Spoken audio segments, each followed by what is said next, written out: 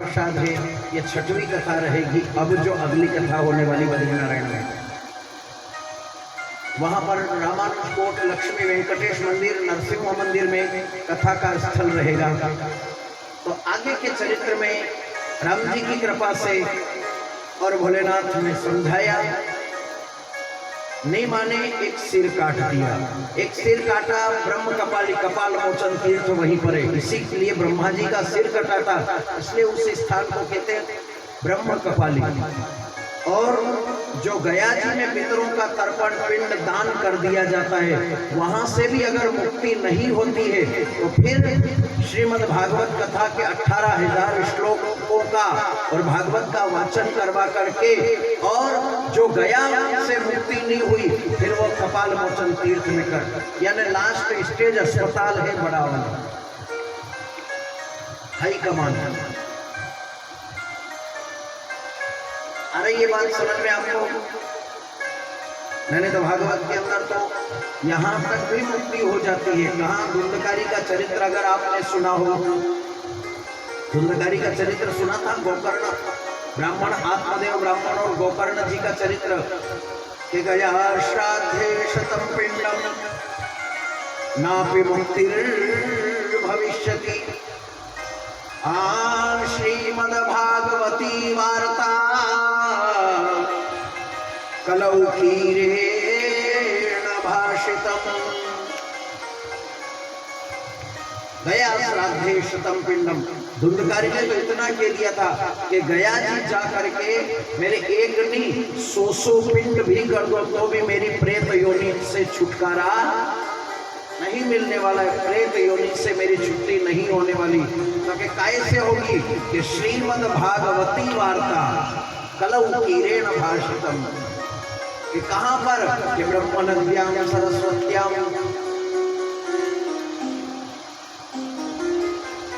अलकनंदा के किनारे बद्रीनारायण में ब्रह्म कपाली में, वहां जाकर के श्रीमद् भागवत कथा का वाचन अनुष्ठान करवाया जाए।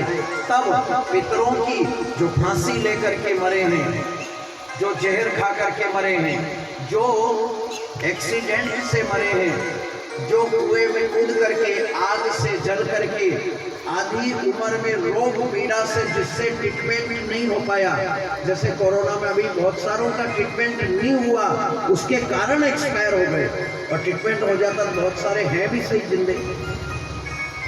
तो आदि आदि जो अधोगति में जाने वाले हैं, सांप का काटा हुआ, ये सब के सब अधोगामी कहलाते हैं। इनके लिए श्रीमद् भागवत कथा का अनुष्ठान करवाना ही मुक्ति का मार्ग है। बोलो राजा रामचंद्र भगवान की, श्री सच्चिदानंद भगवान की जय।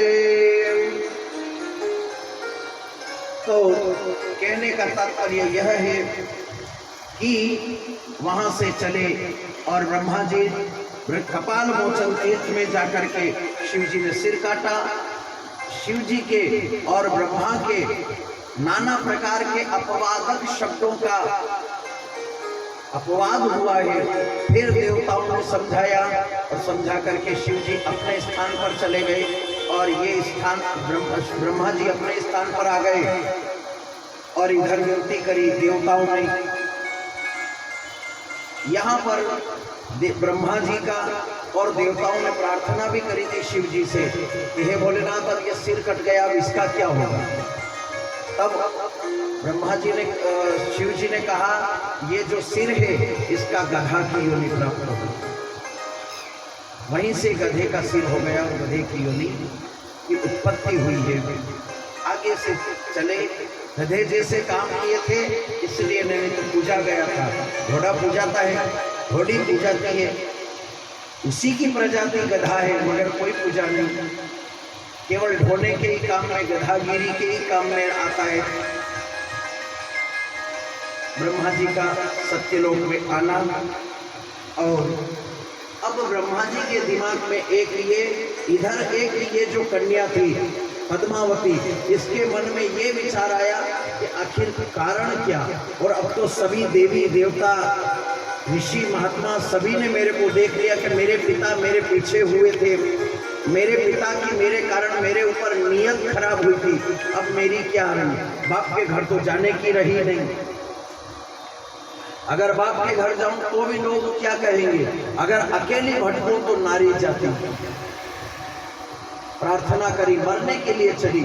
वशिष्ठ ऋषि ने आकर के बचाया, समझाया और समझा करके कहा शिव का तप करो। शिव जी की तपस्या करने लगी। हे शिव पिता परमात्मा, करते हैं तेरी प्रार्थना, ज्ञान का सूरज है तू, सारे जगत की आत्मा। हे शिव पिता परमात्मा, करते हैं तेरी प्रार्थना। प्रार्थना करी है और तप किया। तप करने के बाद में शिव जी का प्रकट होना, कहा भगवान मेरे को तो कलंक लग गया, लाछन लग गया, अब मेरा क्या होगा? कि तेरे को कलंक नहीं लगेगा, तू सूर्य के साथ में उसका पानी ग्रहण, तेरे कलंक से मुक्त हो जाएगी और तेरा नाम बदल देता हूँ वशिष्ठ ऋषि की पुत्री बना करके, और संध्या उसका नाम रख करके और सूर्य के साथ में उसका विवाह करके। सूर्य नारायण की पत्नी दो है, जिसमें से एक कौन है? छाया और एक संध्या। आपके इधर शायद आप लोग करते हो, नहीं करते हो, फिर बाजार सिटी में होता हो, नहीं होता हो। हमारे मारवाड़ और मालवा क्षेत्र में 16 श्राद्ध जो आते हैं, कुमार महीने अक्टूबर में जो पितरों के निमित्त में 16 श्राद्ध आते हैं, उस 16 श्राद्ध में कन्याएं, कुमारी कन्याएं संध्या का पूजन करती। कुदृष्टि, गलत नजर और गलत नियत खराब नहीं होगी उसके ऊपर।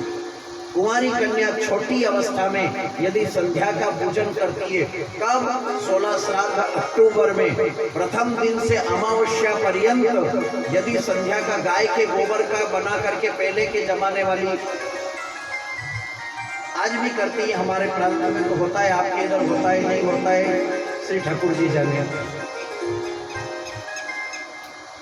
भाद्रपद की पूर्णिमा जो होती है, भादवे महीने की, भादवा महीने की पूर्णिमा जो होती है, उसकी सायंकालीन से संध्या निकलती है। संध्या निकलती है, उसी की साक्षी में उसका पूजन होता है, सूर्य पूजन होता है उसमें। और सूर्य, चंद्रमा, पृथ्वी, वायु, सूर्य के चिन्ह बनते और पूजा अर्चना होती है। अमावस्या पर्यंत 16 दिन होता है।